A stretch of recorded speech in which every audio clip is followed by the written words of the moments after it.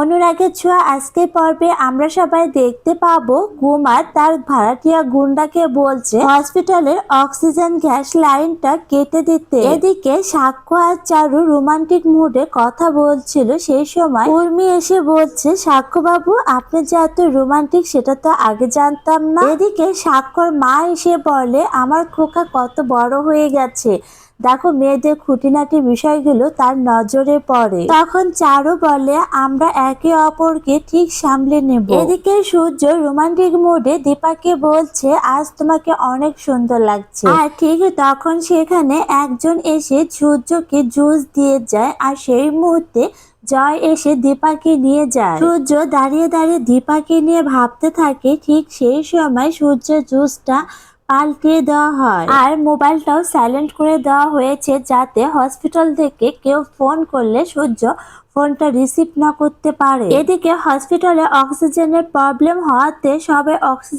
Oxygen বলে চিৎকার করতে থাকে। তখন সেখানে ওয়াচম্যান সূর্যকে বারবার ফোন করে, কিন্তু সূর্য ফোনটা রিসিভ করে না, কারণ সূর্যের ফোনটা সাইলেন্ট করা আছে। এদিকে সূর্য সোনারূপা দীপার সঙ্গে অনেক মজা করতে থাকে। সূর্য দীপার দিকে অপলকে একভাবে তাকিয়ে আছে। এদিকে হসপিটালে সমস্ত গার্ডিয়ান অশান্তি করছে, আর সেই অশান্তি আরো বাড়ানোর জন্য কুমার সেখানে হাজির হয়। কুমার বলতে থাকে এই অশান্তি এখানে থামবে না, অশান্তি আমাদের আরো বাড়াতে হবে। এই বলে সে তার গুন্ডাকে বলে টেলিফোনের মেন লাইনটা কেটে দিতে বলে। অন্যদিকে সূর্য সবার সাথে আনন্দ করতে থাকে। সেই সময় ওয়াচম্যান সূর্যকে গিয়ে বলে স্যার হসপিটালে বড় প্রবলেম হয়ে গেছে, আপনি এখনই চলুন। সূর্য সেখানে ছুটে যায়, সাথে সাথে দীপাও চলে যায়। তখন সূর্য হসপিটালে এসে বলতে থাকে অক্সিজেন লাগবে, কিন্তু অক্সিজেন যে রুমে আছে সেই রুমটা তালা মারা, কিন্তু চাবি সূর্যের কাছে নেই।